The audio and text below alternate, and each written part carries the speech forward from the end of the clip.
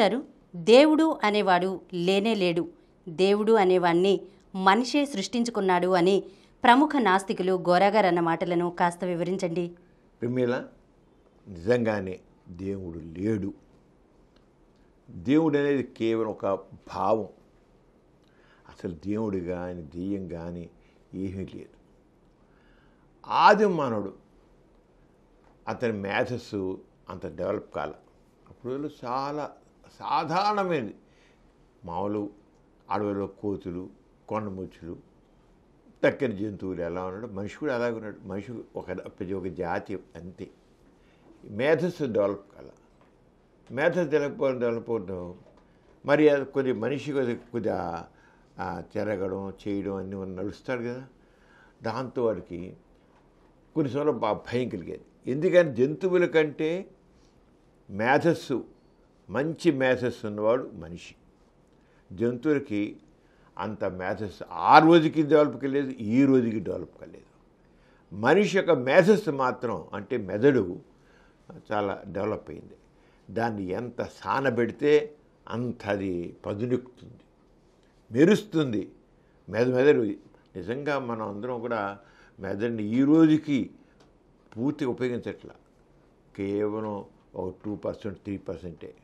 95% మనం దాన్ని ఉపయోగించట్లేదు. ఇంకా మనకి ఎంత సానబెడితే అంత మెదడుతుంది. అంచేది ఆదిమానుడు మెదడు ఏం లేదు, డెవలప్ కాంది.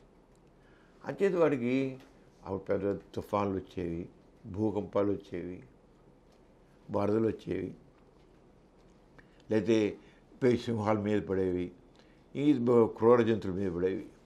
అతను భయం పుట్టేది. ఏమిటి నేను వీటిని తట్టుకోలేకపోతున్నాను, నేను ఆ జంతువుల కంటే కొద్ది బాగున్నాగా, నేను బాగా ఒక 2 కాళ్ళ మీద నడుస్తున్నాను, చక్కగా ఉన్నాను, ఏమిటిది ఎందుకు అని ఒక భయం, అజ్ఞానం. అవి ఏంటని తెలుసుకోవాలి. అజ్ఞానం. భూకంపాలు ఎందుకు వస్తాయో తెలియదు, వర్షాలు ఎందుకు వస్తాయో తెలియదు, పొగలు ఎందుకు ఏర్పడదో తెలియదు, రాత్రి ఎందుకు ఏర్పడదో తెలియదు. అజ్ఞానంలో ఉన్న వ్యక్తి జ్ఞానం కలిగించుకోలేదు. మొట్టమొదటి రోజుల్లో ఇంకా మనతో జ్ఞానం పెంచుకొస్తుంది, ఇప్పటికీ ఇంకా పెంచుకోవాలి. అలా జ్ఞానం పెరుగుతున్న బట్టి ఈరోజు మనం ఇన్ని అవకాశాలు, ఇప్పుడు మనం ఇంత అవకాశాలు పొందుతున్నాం అంటే మన జీవితం ఇంత హాయిగా, ఆనందంగా, సుఖదాయంగా ఉందంటే కారణం అంటే నిరంతరం యుగాలుగా మనం అలా మన మెదడుని, మన మేధస్సుని అలా దానికి సాధన చేస్తూ దాన్ని పెంచుకుంటూ వెళ్తున్న బట్టే ఈరోజు మనం ఎలా ఉన్నాం, ఇంకా ఉంటాం.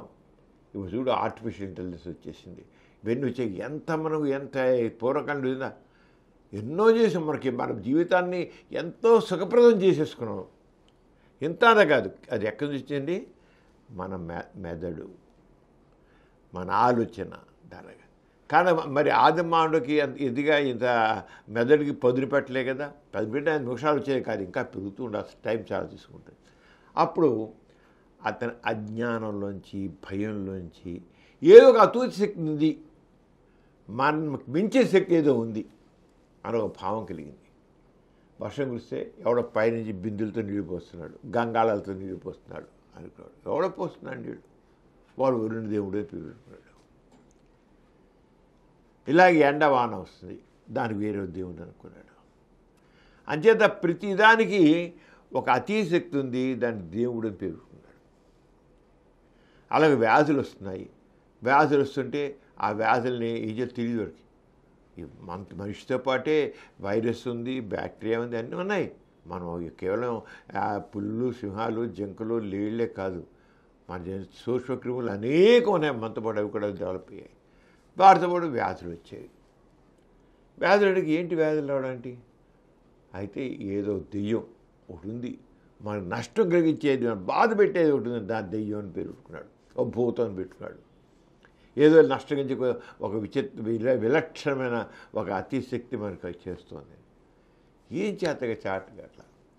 చేతగాక ఆ భయంలోంచి, అజ్ఞానంలోంచి ఇంక ప్రార్థన మళ్ళీటాడు. అప్పుడు వాడికి శక్తి లేదు, శక్తిహీనుడు. నిజంగా వాడు చేత కాదు, వాడిని ఎలా రక్షించుకో తెలియదు. సంచేత వాడు ప్రార్థించుకోవడం, నా దగ్గరికి రాకండి, ఓ దేవుడా. ఆ దేవుడు ఏదో శక్తి, దేవుడు అనుకున్నాడు, దేవుడు అనుకోవాలి, ఏదో అశక్తి ఉంది, నన్ను రక్షించు, నా దగ్గరికి రాకు, నీకేం కాలేదు నీ ఇస్తా, నా జోలికి రాకు అని దాంట్లోంచి వేడుకోలు ప్రార్థించడం వచ్చింది. కానీ మనం గుర్తించాలి, మనిషిలో 2 తత్వాలు ఉన్నాయి.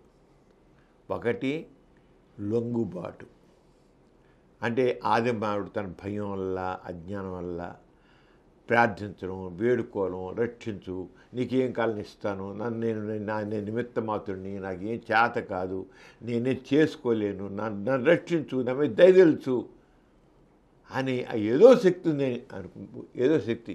అప్పుడు దేవుడే అనుకున్నాడు ఏదో శక్తి ఉందని, తనకు మించి శక్తి ఉంది. ఆ లొంగుబాటు అనేది మనిషి. రెండో మనిషిలో ఇంకో బుద్ధి కూడా ఉంది. మనిషిలో ఒకటే తత్వంగా 2 తత్వాలు ఏంటంటే తిరుగుబాట్లు ఏముంటుంది? స్వేచ్ఛగా ఏం చేస్తారు చూద్దాం, నేను ఎందుకు భయపడాలి, నేను ఎందుకు దాన్ని అధిగమించలేను. స్వేచ్ఛ ఆలోచించడం అంటే స్వేచ్ఛగా ఎప్పుడు ఆలోచించాడో దాంట్లోంచి వాడికి ఒక క్రియేటివిటీ, సృజనాత్మకత, కొత్తవి తెలుసుకోవడానికి వచ్చింది. లొంగిపోయిన వాడు దాసం అయిపోతాడు. ప్రార్థించడం, వేడుకోలు, నన్ను రక్షించు అంతే. ఇలాగ అలా జరుగుతుంది. అది జనరేషన్ యుగాలు గడుస్తున్న కొద్ది. ఒక మనిషిలో కొంతమంది వ్యక్తుల్లోనేమో అల్పత్వం, నేనేం చేయలేను, నేను అల్పుణ్ణి అనుకున్నారు కొంతమంది ఏమో తిరుగుబాటు చేశారు. నాన్ సెన్స్, నేను ఎందుకు లొంగాలి, నేను ఎందుకు కూడా దాసం అవ్వాలి, నేను ఎందుకు సాధించలేను, ఎందుకు దాని కొమ్ములు ఎరగలేను అన్నగా రెండో పక్క మనిషిలో ఆ తిరుగుబాటుగా ఉండి స్వేచ్ఛగా ఆలోచించాడు. చూద్దాం, ఇలా చేద్దాం, అలా చేద్దాం అని వాళ్ళు సృజనాత్మకత వచ్చింది. అంటే రెండు రకాలైన దీనిలో ఆ ప్రవృత్తుల్లో ఆస్తిక ప్రవృత్తి, ఆస్తి ప్రవృత్తి దేన్ని అనుకుందాం, అది లొంగుబాటు. తిరుగుబాటు నాస్తిక ప్రవృత్తి. మనిషిలో 2 ఉన్నాయి. ఏ ప్రవృత్తి వాళ్ళలో ఎక్కువ డామినెంట్గా ఉంది, ఎవడు లొంగిపోతున్నాడో దాంట్లో లొంగిపోతుంటే వాడు లొంగిపడుకుంటే ఆస్తిక ప్రవృత్తి ఉంది వాళ్ళు. ప్రవృత్తి వాడు దాసం అయిపోతున్నాడు. ఆయనకి తిరుగుబాటుతత్వాన్ని నాస్తిక ప్రవృత్తి అన్న. స్వేచ్ఛగా స్వేచ్ఛ. లొంగుబాటు ఏమో ఆస్తిక ప్రవృత్తి, స్వేచ్ఛగా ఉన్న సృజనాత్మక నాస్తిక ప్రవృత్తి. 2 ప్రవృత్తులు. ఆ ప్రవృత్తిలో వాళ్ళు వచ్చారన్నమాట. అంచేత ఈ లొంగుబాటు అనేది చివరికి నిజానికి ఇప్పటికీ మనిషి అలా డెవలప్ అవుతూ వచ్చాడు. అర్థం చేసుకుని వచ్చాడు. ఇప్పటికీ నాస్తిక ప్రవృత్తి, స్వేచ్ఛగా పెట్టాడు. వాళ్ళు పెద్ద అనుకుంటే ఆయనకి ప్రశ్నలు వచ్చాయి. ఇదెందుకు, ఇదేంటి, అదేమిటి అన్నాడు. దాని గురించి ఆలోచన పెట్టాడు. ఎందుకు, ఏమిటి, ఎలా అని ఆలోచన మొదలెట్టాడు. స్వేచ్ఛగా ఆలోచించాడు. దానికి కొంత సొల్యూషన్స్, పరిష్కారాలు కూడా కనపడడం లేదు. వీళ్ళు ఎందుకు చేయకూడదు? ఇవన్నీ ఆలోచించే మనిషి ఏం చేయగలుగుతాడు? మన జంతువులు చేయలేవు. జంతువులకి మెదడు అంత డెవలప్ కాల. చెప్పానే, మెదడుని మనం ఎంత పదును పెడుతూ ఉంటే అంత అది కత్తిలా తయారవుతుంది, పదునెక్కిలా కత్తిలా తయారవుతుంది. అంచేత వాడు పెడుతుంటే దాన్ని పదునెక్కడం మొదలెట్టింది. ప్రశ్నించడం, దాంతో పరిష్కారాలు ఒకటి వచ్చాయి.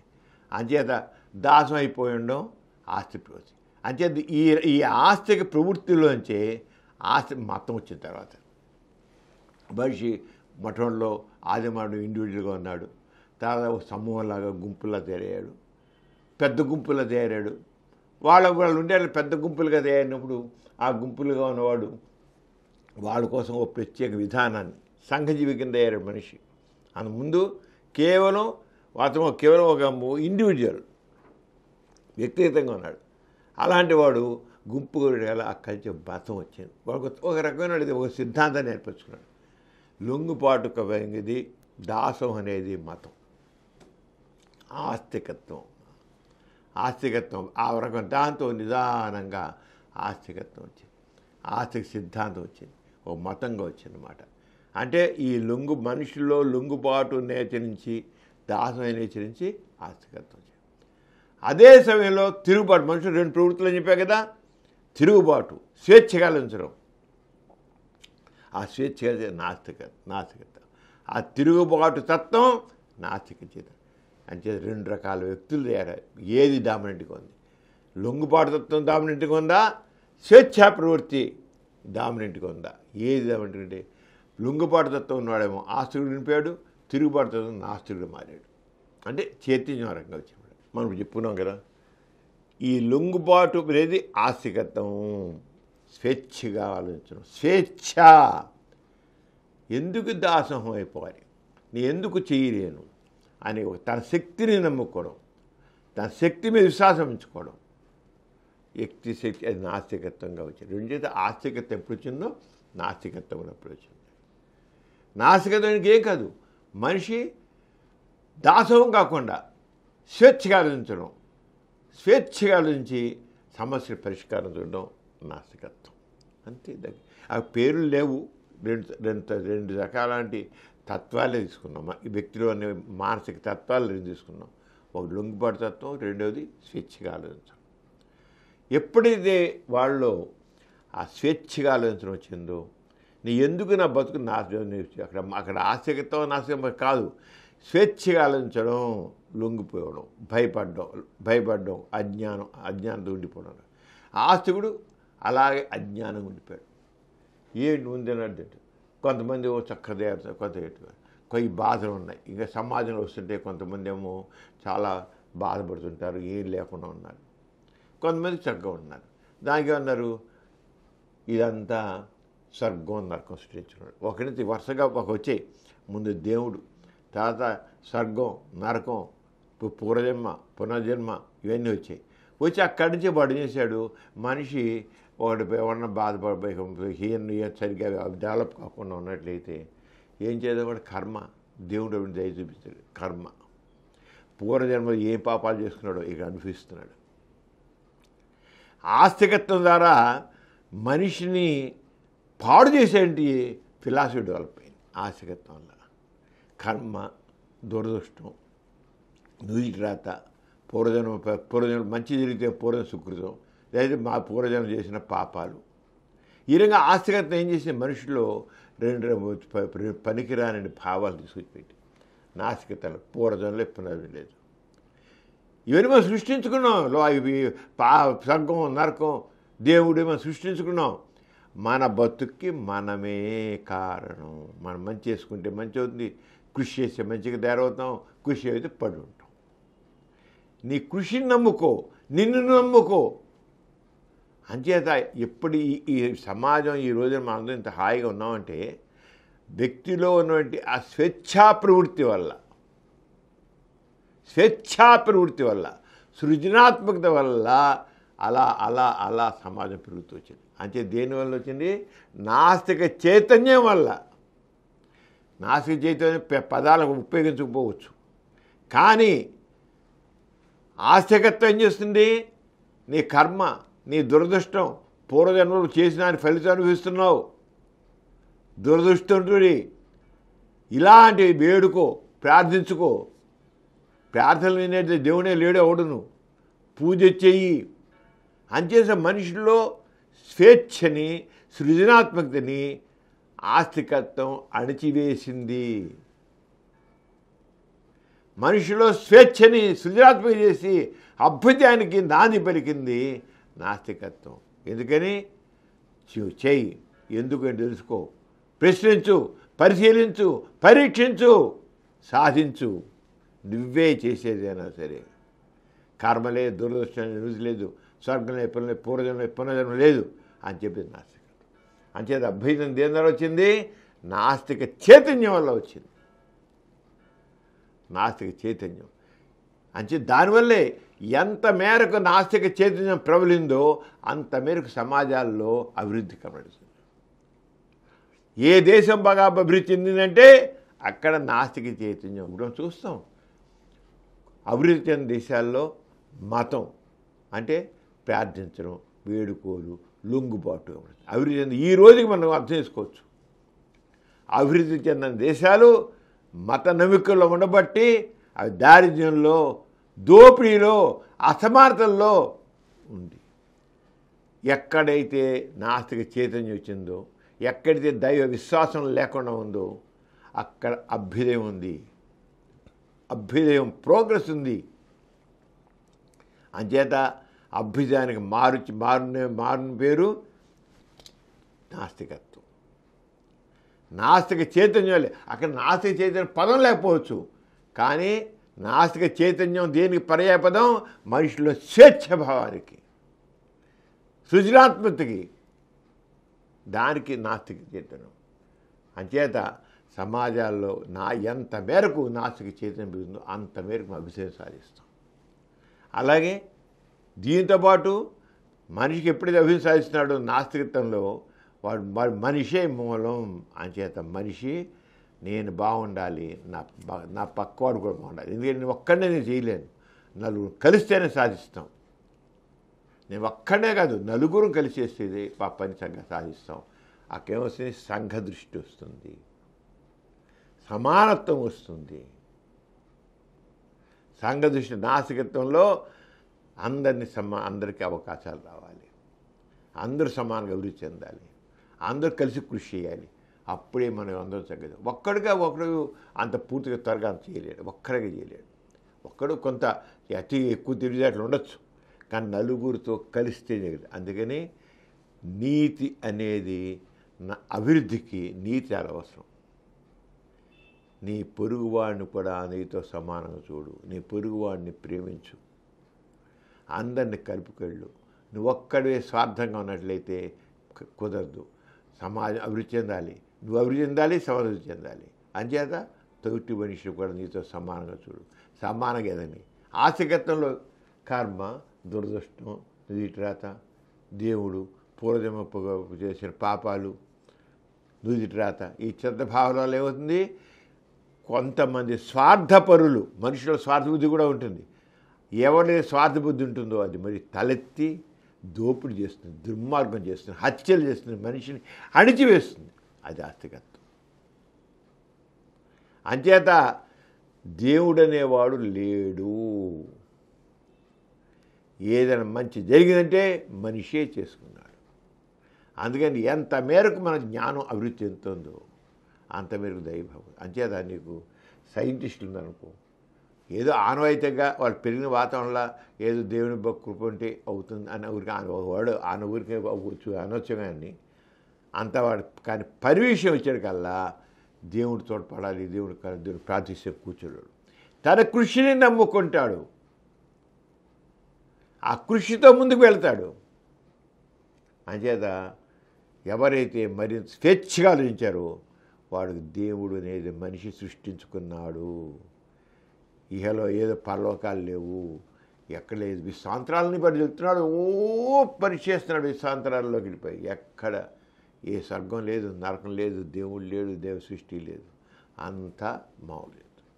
అంచేత దేవుడు అనేవాడు మానవుడు సృష్టి, మనిషే చూపించాడు. దేవుడు అనేవాడు అని చెబితే అది అబద్ధము, దేవుడు అనేది మరని చెబితే అబద్ధం. మతం మనిషి యొక్క కర్తృత్వ శక్తిని చంపేసింది.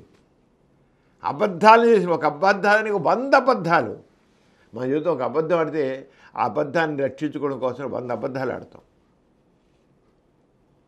ఆ రంగా మతం ఏం చేసింది? ఒక అబద్ధం కోసం 100 అబద్ధాలు ఆడింది. దాంతో ఇన్ని తప్పులు వచ్చాయి. ఈ రోజున ఇన్ని తప్పులు జరుగుతున్నాయంటే, ఇన్ని తప్పులు, ఇన్ని అవకతవకలు ఉన్నాయంటే, ఇన్ని అసమాతులు ఉన్నాయంటే దానంతకీ మూలం మతం, ఆ దైవభావం. దేవుడు లేడు, దెయ్యం లేదు, స్వర్గం లేదు, నరకం లేదు, పాపం లేదు, పుణ్యం లేదు, పూర్వజంలో చేసిన లేదు, ఏం లేదు. మనిషి కృషి, మనిషి మనిషి మనిషి అనుకుంటే ఇది ఉండవు. అంచేత ఆ రంగా దేవుడు అనేవాడు లేడు అని ఆలోచించినా సరే, ఎందుకు వాడు ప్రశ్నించుకుంటే ఎందుకు ఇలా అవ్వాలి? అక్కడి నుంచి వచ్చింది, ఈ ఆలోచనల నుంచే సామ్యవాదం వచ్చింది, సోషలిజం వచ్చింది, నాస్తికత్వం బాగా ఇంకా బలపడింది, నాస్తికత్వం బలపడింది. అందరికీ సమాన అవకాశాలు, సామ్యవాదం. సమాజంలో అందరికీ సమాన అవకాశాలు, సమానమైన స్వేచ్ఛ, సమానంగా ఉండాలని చెప్పింది సోషలిజం. అంచేత మతం ఒక మౌఢ్యాన్ని పెంచితే మనుషుల్లో చైతన్యం తీసుకొచ్చి అభ్యుదయాన్ని కలిగించింది సామ్యవాదం, సోషలిజం, నాస్తికత్వం. అవే సమాజం తోడ్పడుతుంది, అవే సమాజంలో సమానత ఇస్తుంది, అవే సమాజంలో నూతత్వం ఇస్తుంది, అవే సమాజం ముందుకెళ్ళక తోడ్పడుతుంది. అంచేత దైవభావాన్ని ఎంత మేరకు వదిలిపెట్టి వ్యక్తి తన స్వేచ్ఛని గుర్తించి స్వేచ్ఛగా ఆలోచించి స్వేచ్ఛగా కృషి చేస్తాడో సృజనాత్మకత కొత్తవి వస్తాయి, కొత్త భావాలు కొత్తవి వస్తాయి. ఈరోజు సైన్స్ ఎంత అడ్వాన్స్ అన్ని రంగాల్లో, అది ఏదో రసాయనిక శాస్త్రం కాదు, పదార్థ శాస్త్రం కాదు, జీవశాస్త్రం కాదు, ఏది తీసుకో అన్నింటిలో అడ్వాన్స్ ఏంటంటే కేవలం నాస్తిక చైతన్యం వల్ల. ఎంత మేరకు మతం ప్రాధాన్యత ఉందో అంత మేరకు మనిషి అభివృద్ధి లేకుండా పడున్నాడు. ఎప్పుడైతే మతాన్ని వదిలేటి వ్యక్తి తన స్వేచ్ఛను గుర్తించి తన కృషిని నమ్ముకున్నాడో సమాజం ముందుకెళ్ళింది. ఈ సమాజం దేవుడా కాదు, మనిషి స్వేచ్ఛాలోచన, మనిషి స్వేచ్ఛగా ఆలోచించబట్టి, మనిషి కృషి చేయబట్టి, మనిషిలో సృజనాత్మక పెంపొందించుకోబట్టి, తన మేధస్సుకి పొదులు పెట్టబట్టి సమాజం ముందుకెళ్ళిన దేవుడి వల్ల కాదు. దేవుడు అన్నాడు లేదు. మనిషి అజ్ఞానంలో వచ్చిన భావం, భయంలో వచ్చిన భావం, దాంట్లో మతం పుట్టుకొచ్చింది, మతం అణిచివేసింది. అంచేత సమాజ అభివృద్ధికి మతం అవరోధం. బాగా అర్థం చేసుకోవాలి. సమాజ అభివృద్ధి మతం ఎంత మేరకు మతాన్ని పక్క చూశారో, ఎంత మేరకు దేవుని పక్క నెట్టేశారో అంత మేరకు సమాజం అభివృద్ధి చెందింది, అభివృద్ధి చెందుతోంది. మనం అభివృద్ధి చెందిన దేశాలు చూసినట్లయితే దేవుడు ఎక్కడున్నాడుగా లేడు. మనిషి కృషి, మనిషి స్వేచ్ఛతో అంటే నాస్తికత్వం అంటే స్వేచ్ఛ. మనిషి man is supreme, not God. దేవుడు కాదు, మనిషే ముఖ్యం. మనిషి man is supreme, free will, స్వేచ్ఛ, దాంతో సమాజం ఉంది. అంచేత దైవభావం అనేది సమాజానికి అవడం, మనిషిలో లొంగుబాటుతనం వల్ల దైవభావం వచ్చింది, మతం వచ్చింది. అవి అభ్యుదయానికి అడ్డుపడ్డాయి. నాసిక చైతన్యంతో సమాజం ముందుకెళ్ళింది. అంచేత ఎప్పుడైతే ఈ నాసిక వచ్చిందో రాజులు ఉండేవారు. ముందు మనుషుల మతాధిపత్యం ఉండేది. రాజులు వచ్చారు. ఈ రాజులను వచ్చారు కదా, మన ఎంతో ఇబ్బందులు వచ్చాయి. క్రీస్తు కోసం దేవుడు అని ఉన్నాడు చెప్పుకోవచ్చు. కానీ క్రీస్తు చేశాడు, ఆనాడు తిరుగుబాటు చేశాడు. తిరుగుబాటుతనం నాస్తిక చైతన్యం. అప్పుడున్న రాజుల మీద తిరుగుబాటు చేసి నువ్వు అణిగి ఉండవద్దు, తిరుగుబాటు చెయ్యి, మనుషుల కోసం పనిచేయి, తోటివాడి గురించి పనిచేయి అని క్రీస్తు బోధన చేశాడు. అయితే వాళ్ళకి దేవుణ్ణి కుట్టిపరేయలేదు. వాళ్ళు కుట్టిపరి ఇంకా చాలా బాగుండేది. తర్వాత మహమ్మద్ వచ్చాడు, అతను అలాగే అప్పుడు రాజుల మీద తిరుగుబాటు చేశాడు. స్వేచ్ఛ తిరుగుబాటు దేనికి చేయనో నాస్తికత్వం, నాస్తిక చైతన్యం, పడుండం అనేది ఆశితం. అంటే అప్పుడు గాంధీ వచ్చాడు. గాంధీ ఏం చేశాడు? బ్రిటిష్ వాళ్ళు పాలిస్తారు, వాళ్ళవరే మనం పాలించడానికి, మనందు పడి ఉండాలి బానిసలాగా. గాంధీ పోరాటం మొదలెట్టేందుకు భారతదేశంలో బ్రిటిష్ వాళ్ళకి వాళ్ళు పాలకులు, మనం వాళ్ళు బానిసలుగా పడి ఉన్నాం అనేది గాంధీ చేశాడు. నో, మనం పాలించుకోవాలి, వాడవాడు పాలించడానికి తెల్లవాడు. అక్కడ చైతన్యం తీసుకొచ్చాడు. అంటే ఇవన్నీ నాస్తిక చైతన్యం. క్రీస్తు, మహమ్మద్, గాంధీ, బుద్ధుడు, వీళ్ళందరూ కూడా ఏం చేశారు? ప్రజల్లో వాళ్ళ స్వేచ్ఛగా ఆలోచించే తత్వాన్ని పెంచారు. తిరుగుబాటు తత్వాన్ని కొట్టి తీసుకొచ్చారు. స్వేచ్ఛ, మనిషికి విలువ తెచ్చిపెట్టారు. లొంగుబాటు కాదు, అసమానత మీద, బానిస ప్రవృత్తి మీద, బానిస పాలన మీద తిరుగుబాటు చెయ్యి అన్నారు. గాంధీ కూడా చెప్పాడు, అందరూ చెప్పారు. అక్కడ చార్వాకుడే కావచ్చు, బుద్ధుడు కావచ్చు, ఇంకోటి కావచ్చు. ఈరోజు గోడ వరకు కూడా మనిషిలో ఉన్న ఆ చైతన్యాన్ని అలా పెంచారు. అణిగి ఉండవలసిన లేదు. నువ్వు అణిగి ఉంటే ఇలాగే ఉంటుంది వ్యవస్థ. తిరుగుబాటు తత్వం, మనిషికి విలువ, మ్యారీ సుప్రీం. అందుకే ఘోరంగా చేశారు, జై ఇన్సాన్ అన్నారు. మనిషికే విలువ. జై శ్రీరాము, జై ఇది ఏది అని అంటారు. జై బాబా ఆబాలు వాళ్ళే చేస్తారు. మనిషి దాసం అనేది చేస్తాయి. ఒకరి దాసం జై ఇన్సాన్, మ్యాన్ ఈ సుప్రీం. మనిషికి ఏ మనిషి అయితే ఈ సమాజాన్ని పైకి తీసుకెళ్తాడో, ఏ శక్తి అయితే ఈ సమాజానికి ఉపయోగపడుతుందో, ఏ శక్తి అయితే అభివృద్ధికి తోడ్పడుతుందో మనిషిలో స్వేచ్ఛ ప్రతి జైపోకు. జై ఇన్సాన్ అంటే స్వేచ్ఛ గల మానవుడికి, మానవత్వం కలిగిన మనిషికి, స్వేచ్ఛాప్రవృత్తి గల మానవుడికి, మరికి సమాజానికి తోడ్పడే మనిషికి జై కొట్టు. అది జై ఇన్సాన్ అంటే. గోరా గారిని జై ఇన్సాన్ ఇచ్చారంటే మ్యాన్ ఈ సుప్రీం. ఎవరు కొడతాం పేదవాడు అంచేది. ఆ రకంగా మనిషికి దేవుడు లేడు. మనం జరిగిన మార్పుని, సమాజ అభివృద్ధిని మనం గతం నుంచి అలా ఆలోచిస్తూ వస్తుంటే మన మేధస్సు పెడితే దేవుడు అబద్ధం అని తేలిపోతుంది. దేవుడిని నమ్ముకున్నంతకాలం మనిషి ఆది మనిషిలాగానే ఉండిపోయాడు. వాడు జంతువులాగానే ఉండిపోయాడు. ఎప్పుడైతే తన మేధస్సు పదులు పెట్టాడో, ఎవడైతే తిరుగుబాటు వచ్చిందో, ఎవడైతే స్వేచ్ఛ వచ్చిందో, ఎవడైతే సృజనాత్మక ఆలోచించాడో వాడి వల్లే సమాజం అభివృద్ధి చెందింది, మనుషులు సుఖవంతమయ్యారు. లొంగుబాటు వల్ల అవ్వలేదు. తిరుగుబాటు తత్వం, స్వేచ్ఛగా ఉండడం, స్వేచ్ఛాలోచన, సృజనాత్మకత, అది నాస్తికత్వం.